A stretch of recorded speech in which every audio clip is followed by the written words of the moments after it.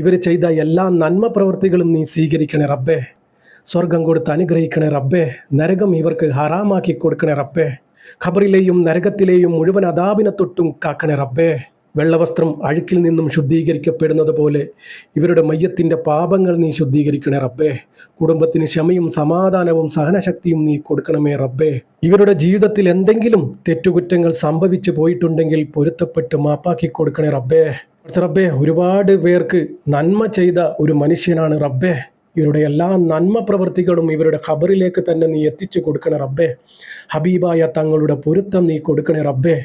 പഠിച്ച റബ്ബേ, ഈ പാപിയായ സാധാരണക്കാരായ ഞങ്ങളുടെ ദുആ നീ സ്വീകരിക്കണേ റബ്ബേ. ഇവരുടെ ഖബറിലേക്ക് നീ എത്തിച്ചു കൊടുക്കണേ റബ്ബേ. അല്ലാഹുവേ, നമ്മുടെ ജീവിതവും മരണവും നീ സന്തോഷത്തിലാക്കി തരണേ റബ്ബേ.